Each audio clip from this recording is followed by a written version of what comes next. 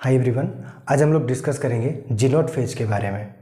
जीनोट phase को question stage या inactive stage भी बोला जाता है। तो चलिए देखते हैं जीनोट फेज को डिटेल में। जीनोट फेज को क्वेश्चन स्टेज भी बोला जाता है और इनएक्टिव स्टेज भी बोलते हैं। हम लोग पिछले लेक्चर में पढ़े थे, जब भी कोई सेल डिवाइड होने के लिए आता है तो वो सबसे पहले कंप्लीट करता है इंटर फेज को, फिर एम फेज को, और एम फेज कंप्लीट होने के साथ क्या हो जाता है, सेल साइकिल कंप्लीट हो जाता है और वो पेरेंट सेल दो डॉटर सेल में कन्वर्ट हो जाता है। इंटर फेज को टोटल 3 सब फेज में डिवाइड किया गया है, G1, S और G2। और सेल साइकिल के सीक्वेंस भी हम लोग देखे थे। सेल साइकिल का करेक्ट सीक्वेंस क्या था, सबसे पहले सेल G1 कंप्लीट करता है, फिर S कंप्लीट करता है, फिर G2, फिर M कंप्लीट करके सेल साइकिल को कंप्लीट करके क्या करता है, सेल साइकिल को सक्सेसफुल करके दो डॉटर सेल में कन्वर्ट हो जाता है। समझ रहे हैं? ये है सेल साइकिल का करेक्ट सीक्वेंस। ये सीक्वेंस फॉलो करना पड़ेगा सेल साइकिल को सक्सेसफुल करने के लिए और दो डॉटर सेल में कन्वर्ट होने के लिए पेरेंट सेल को। समझ रहे हैं? लेकिन कुछ सेल ऐसे होते हैं जो सेल डिवीजन करने के लिए तो आते हैं और इंटरफेज में एंटर भी कर जाते हैं, मतलब सेल डिवीजन में एंटर भी कर जाते हैं, लेकिन G1 फेज से वो सेल साइकिल को एग्जिट करके एक इनएक्टिव स्टेज को चले जाते हैं। उस इनएक्टिव स्टेज को बोलते हैं जीनोट फेज या क्वेश्चन स्टेज। समझ रहे हैं?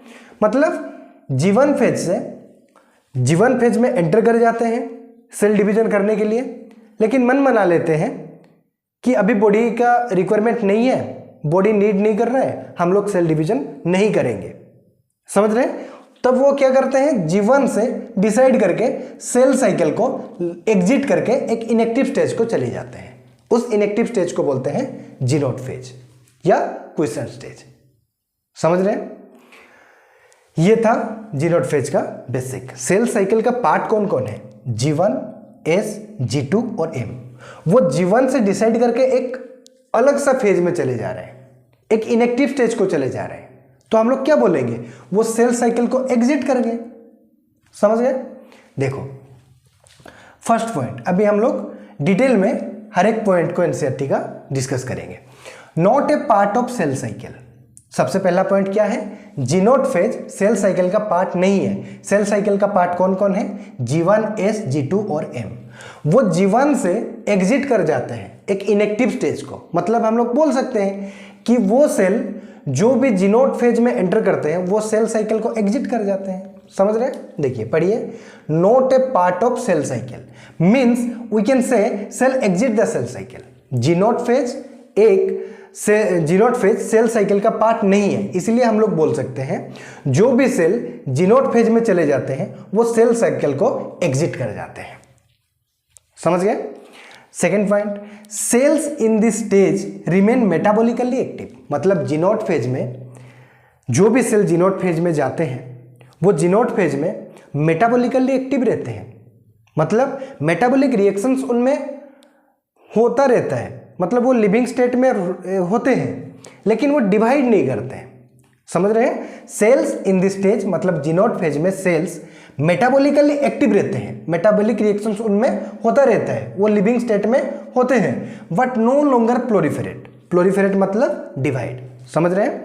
लेकिन वो डिवाइड नहीं करते हैं unless called on to do so, जब तक बॉडी उनको आदेश नहीं देता, ऑर्डर नहीं करता। समझ रहे हैं? और बॉडी का ऑर्डर, वो कब तक बॉडी ऑर्डर नहीं देगा उनको, जब तक बॉडी का रिक्वायरमेंट नहीं होगा, depending on the requirement of the organism. समझ रहे हैं? सेल डिवाइड होने के लिए आया है। देखिए मैं रिपीट करता हूं, ध्यान से सुनिएगा। सेल डिवाइड करने के लिए आया है, वो सेल डिवीजन में एंटर भी कर गया। सेल डिवीजन में एंटर कर गया मतलब वो इंटरफेज में एंटर कर गया। इंटरफेज में भी वो सबसे पहले एंटर करेगा G1 में, और G1 में वो डिसाइड किया कि अभी बॉडी का रिक्वायरमेंट ही नहीं है, हम लोग डिवाइड नहीं करते हैं, वो मन बना लिए, तो G1 में एग्जिट करके वो एक इनएक्टिव स्टेज जिसको हम लोग जीनोट बोलते हैं, जीनोट फेज में चले गए। समझ गए? और वो जीनोट फेज में ही रहेंगे और वो जीनोट फेज में मेटाबॉलिकली एक्टिव रहेंगे, मेटाबॉलिक रिएक्शंस उनमें चलता रहेगा, मतलब वो लिविंग स्टेट में ही रहेंगे। कब तक रहेंगे? जब तक बॉडी उनको ऑर्डर नहीं करेगा, जब तक बॉडी का रिक्वायरमेंट नहीं होगा। समझ रहे हैं? बॉडी ऑर्डर करेगा उनको, तब वो क्या करेंगे, जी0 से फिर से जी1 पे चले आएंगे। समझ रहे हैं? जी1, वो सेल्स जो जी0 में गए हैं वो जी1 कंप्लीट करके गए हैं क्या? नहीं, वो जी1 जस्ट स्टार्ट ही किए हैं, जस्ट स्टार्ट ही किए। वो लोग डिसाइड किए कि हम लोगों को नहीं डिवाइड करना है। समझ गए? तो स्टार्टिंग पॉइंट से ही वो निकल करके जी0 फेज में चले जाते हैं। समझ गए? तो जब वो बॉडी के रिक्वायरमेंट के अनुसार, दरकार के अनुसार, वो जब वो जो सेल साइकिल पे वापस आएंगे, वो कौन सा फेज में आएंगे? जी1 पे आएंगे। समझ रहे हैं? वो जी0 से डायरेक्ट एस या जी2 या एम पे नहीं आ सकते, वो आएंगे जी1 फेज में, क्योंकि वो जी1 फेज को बगैर कंप्लीट किए वो चले गए थे जी0 पे।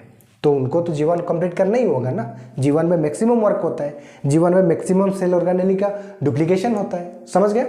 तो वो सेल जी1 पे डिसाइड करके जी0 पे चले जाते हैं, और जी0 से जब बॉडी का रिक्वायरमेंट होता है, बॉडी ऑर्डर करता है, तो वो जी0 से वापस जी1 में आते हैं, फिर जी1 कंप्लीट करते हैं, एस कंप्लीट करते हैं, जी2 कंप्लीट करते हैं, फिर एम कंप्लीट करके डिवाइड कर जाते हैं दो डॉटर सेल में। समझ रहे हैं? मतलब जी0 फेज में जो भी सेल्स गए हैं वो क्या करेंगे, सेल साइकिल में जब वापस आएंगे, वो कौन सा फेज में वापस आएंगे? जी1 फेज में वापस आएंगे। समझ रहे हैं? और ये भी ध्यान रखिएगा, जो भी सेल्स सेल साइकिल को एग्जिट करना चाहेंगे, जी0 फेज में जाना चाहेंगे, वो डिसाइड कौन सा फेज में करेंगे? जी1 में। एक बार वो जी1 कंप्लीट करके एस में चले गए तो वो जी0 फेज में नहीं जा पाएंगे।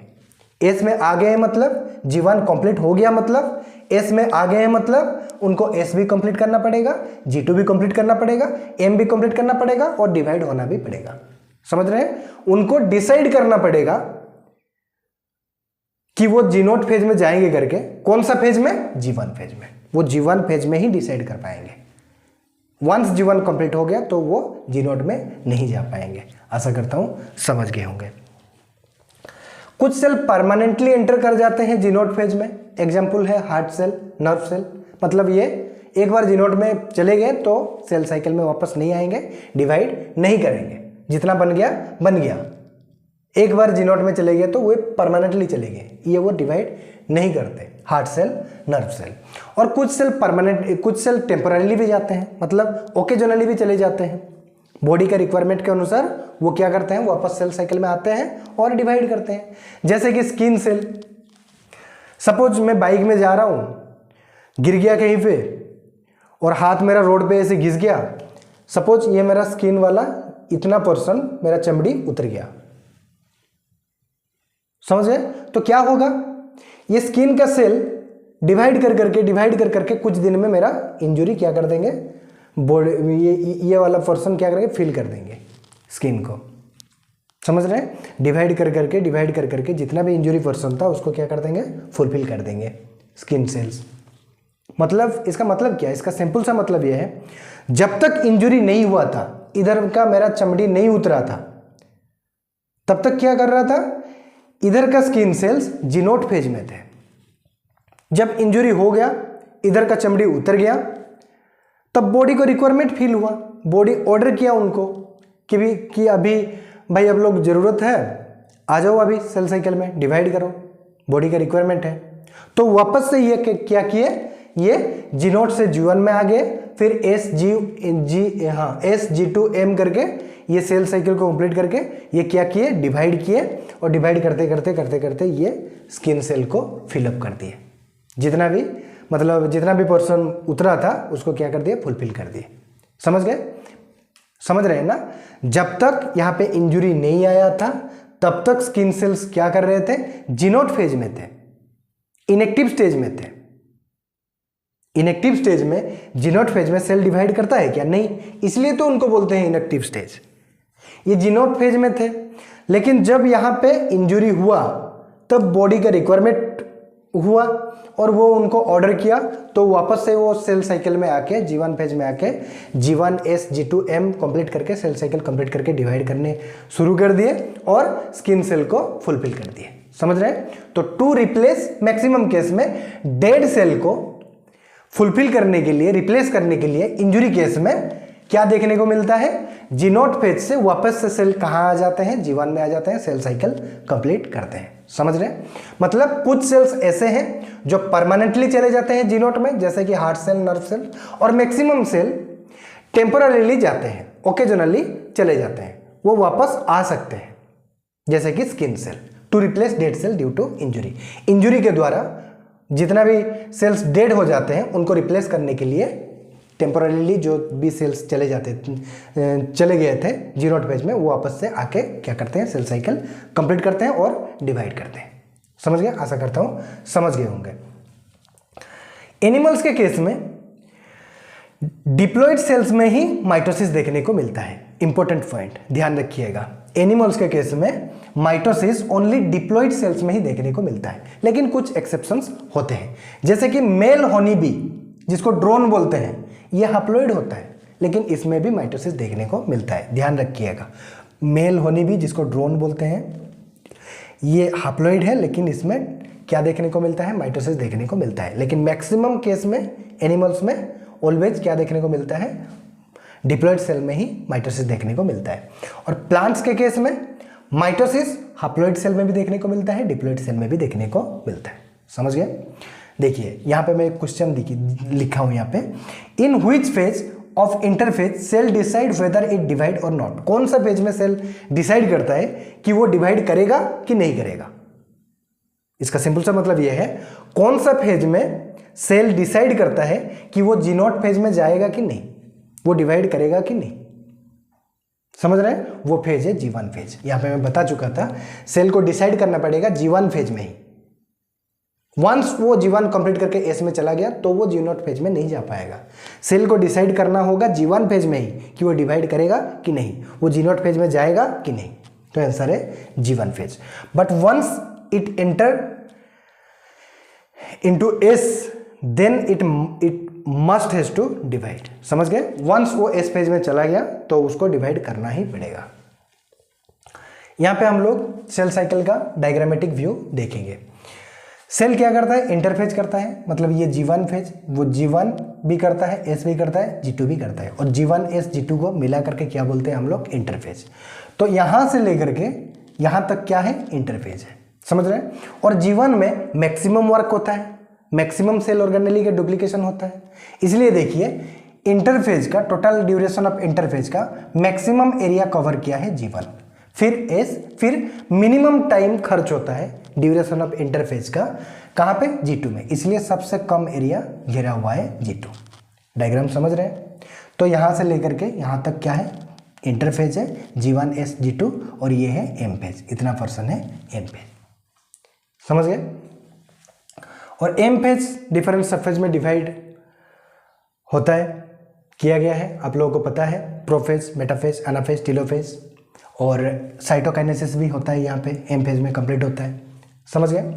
तो यहाँ से एक सेल स्टार्ट किया है अपना जर्नी सेल साइकिल का, यहाँ से चला है, तो कुछ सेल यहाँ पे क्या करते हैं, G1 जस्ट स्टार्टिंग ही किए हैं, जी नॉट फेज में चले जाते हैं, और जब बॉडी का रिक्वायरमेंट होता है वो वापस से G1 पे ही आते हैं।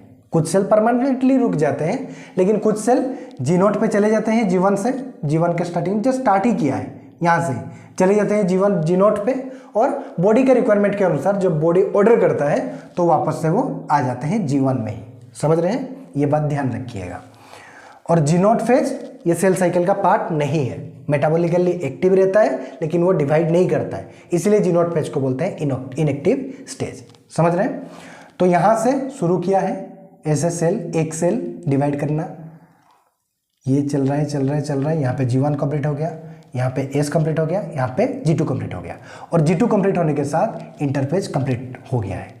और इंटरफेज कंप्लीट हो गया मतलब इस सेल का क्या हो गया, कंटेंट डबल हो गया है, ये M फेज के लिए रेडी हो गया है, सेल डिवीजन के लिए रेडी हो गया है। यहां से चालू हुआ M फेज, और यहां से कैरियोकाइनेसिस, साइटोकाइनेसिस कंप्लीट करके यहां पे क्या हो गया, M फेज कंप्लीट हो गया, और M फेज कंप्लीट होने के साथ सेल क्या हो गया, दो डॉटर सेल में कन्वर्ट हो गया। आशा करता हूं समझ गए होंगे। ये था जी नॉट फेज। इतना ही ध्यान रखिएगा। और यहाँ पे हम लोगों का इंटरफेज कंप्लीट हो गया। तो नेक्स्ट लेक्चर में हम लोग एम फेज स्टार्ट करेंगे। समझ रहे हैं? आशा करता हूँ लेक्चर आप लोगों को समझ में आया होगा। अगर कोई डाउट होगा तो बिल्कुल कमेंट सेक्शन में बताइएगा। रात के 3 बज गया है, मैं फिर भी मेहनत कर रहा हूँ आप लोगों के लिए, तो बिल्कुल अपना सपोर्ट बनाए रखिएगा। आप लोगों का सपोर्ट का बहुत ज़रूरत है अभी मुझे। समझ रहे हैं? तो फिर मिलेंगे नेक्स्ट लेक्चर में, तब तक के लिए धन्यवाद।